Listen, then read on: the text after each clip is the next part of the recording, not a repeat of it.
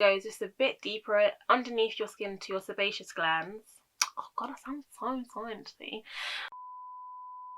Hi guys, and welcome back to my channel. Thank you so much for coming back, and if you're new, welcome to the wonderful world of me, ZaynahDee. Today I am back with another skincare video, and I'll be talking about The Ordinary and whether they're really worth all the hype that is surrounding them. But before we get started, don't forget to check out some videos from the past few weeks. Give this video a huge thumbs up and make sure to hit that subscribe button for more videos on makeup, skincare and me and my life. But without further ado, let's get going. If you're interested in skincare, then you have most definitely heard of The Ordinary, unless you live under some kind of rock or you have been marooned on a desert island. You've definitely heard of The Ordinary. A bit of backstory on The Ordinary, just in case you lived under a rock. The Ordinary is a skincare brand that is owned by an umbrella company called Diciem, not sure on the pronunciation. But yeah, they're a skincare brand that does oils, serums, moisturizers, SPF, foundation, and they're coming out with a concealer. If it can go on your face, The Ordinary have bottled it, put a little dropper on it, and sold it to us. Simple as. They do everything under the sun. So this video, I'm going to go through some of the positives and negatives that I've found with The Ordinary, and we're going to come to a decision whether it's worth the hype or not. So I'm going to start off with some of the positives that I found with The Ordinary brand, and the first point is probably the most obvious one. It'd be the price point. Their cheapest product is like less than £5. They can go up to like £20 or more, but for the majority of their products they're between like £5 to £10 per product, depending on the size and stuff, but super duper cheap.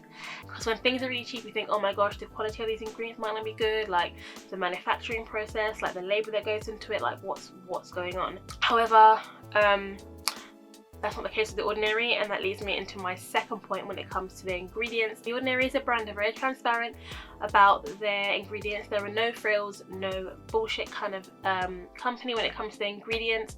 They let you know what's in their ingredients, what's not in their ingredients, the percentage of what's in the ingredients, the pH, if it's an acidic product. They let you know everything about it. They don't leave anything to chance. They let you know everything, and obviously you're required to have a list of ingredients, but a lot of companies who have some kind of like serums, they hadn't necessarily been putting the percentages of their ingredients on the package. Like I've looked at like Boots, they have niacinamide, it just has niacinamide plus zinc, whereas The Ordinary's niacinamide is niacinamide 10% plus zinc 1%. So they are a very transparent company when it comes to the ingredients that you're putting in your face. They let you know, and they also tell you, like, when it comes to certain products, they'll let you even know if there's a better product for your skin. Like, they're very transparent and very honest with their products, which I think is great. Transparency is one thing I think that is definitely in the skincare community. And the third one is kind of linked to the price point and why it's so low. I think for me, it's like morally, it's a great reason why it's so low. They do they have a lower price point than most products on the market because they have a lower price markup. So whereas if something sold for £1, someone would sell it for £4 and you have a 300% markup. The Ordinary don't have such a high markup with their products, so they're not making such a big profit. They're obviously still making a profit, and they can manufacture at a large scale, so obviously they are still making a significant profit. However, I think it feels like a more customer first kind of company than you know, money first kind of company. And obviously, as I said, they obviously can manufacture at a larger scale. However, they also don't really do any advertisement. Everything about the company is minimalism. The name, the packaging, the lack of advertisement. They're pretty much run on word of mouth, and I guess also integrity and results. Those are my three positives about the brand, The Ordinary. Now we're going to go on to some negativos about the brand. And it's not really a negative thing, but it's more of a pain. So The Ordinary, how do I describe this? The Ordinary isn't a brand created for a simple skincare routine. They create products to supplement your skincare routine. They don't really make products that do more than one thing. For example, they have the hyaluronic acid, and that's to help with the hydration of your face. Its primary function and what it's is not to help anything else, like inflammation with hyperpigmentation, or that's like acne. It's for that one product. It's not like other brands who maybe have a moisturizer with hyaluronic acid, so it's 2 in 1. Each product is very supplementary, so you sort of need to buy more than one product, and I have definitely fallen victim to buying just loads of different products to do different things. So my skincare routine has become a bit longer because I haven't got products that are 2 in 1. It's not really a negative thing, it's just a bit of a pain. It just makes it's a bit long-winded. But so for people who want like a simple skincare routine, The Ordinary probably isn't for you, because they're more for like, they add serums and acids and things like that, so they're more of a supplement to your skincare rather than strictly for a simple easy skincare routine. So that's one of my qualms with The Ordinary. And another one I have is they aren't really for beginners. They don't advertise themselves as beginner friendly. You have to do a fair amount of research into different products, into what they do, into the ingredients, just to get a proper understanding. Like they just advertise their products, the AHA plus BHA peeling solution. I have no idea what that does, what it is. Didn't even know what AHA was until I had to look it up, look at what AHAs are, what BHAs are. If you are brand new into skincare and you see The Ordinary, it is like diving into the deep end. However, I guess you're gonna have to do the research eventually anyway. So is it really a bad thing? Again, maybe not. It's more time consuming than bad. So my final negative point is not something that I've personally experienced. However, it's something that I've seen in the reviews of a lot of products I've looked at. I've seen a couple of reaction videos to them saying that to people saying that they've changed the formulas over time. Now, I'm a firm believer in, if it's not broke, don't fix it. However, apparently that's not the case.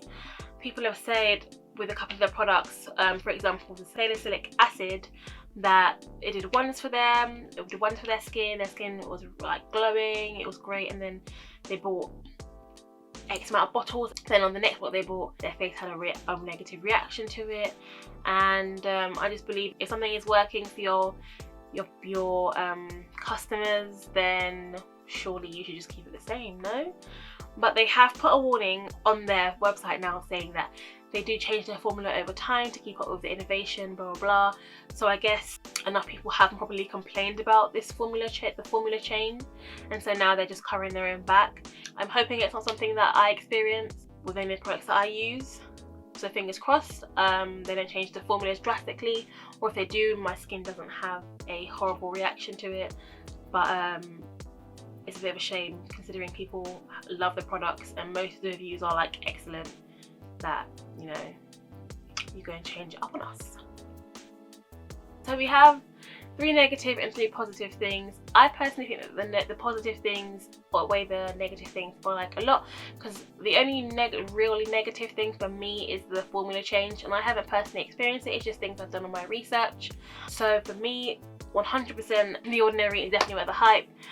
Even if you just go purely on the price point, the fact that they're so cheaply priced and they get great results, you can't really go wrong. You know, with The Ordinary you're going to get a great product and affordable price.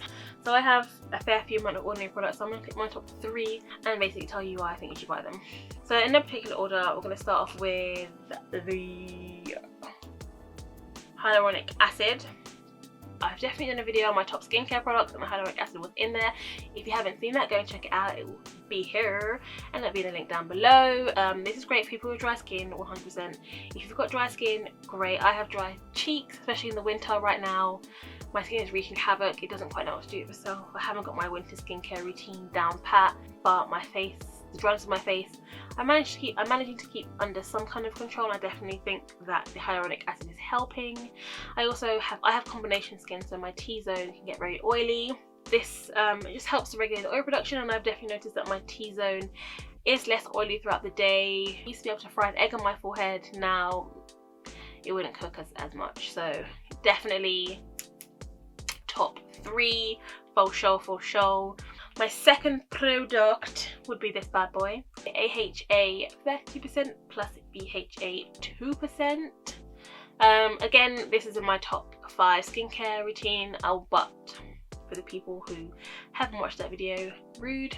I'll go through this product. This skin product is compiled of AHAs and BHAs.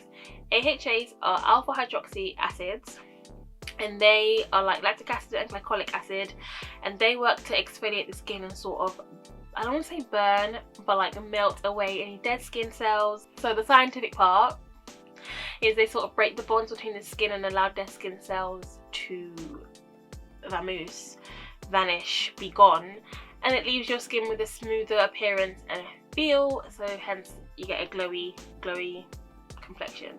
Then you have BHA. The only BHA there is salicylic acid, so salicylic acid, and that also helps as an exfoliant on the skin, but it goes just a bit deeper underneath your skin to your sebaceous gland where your pores are, and helps to unclog any dirt and clusters and anything that's in the way of your pores. So it helps, has a bit of a deeper exfoliation.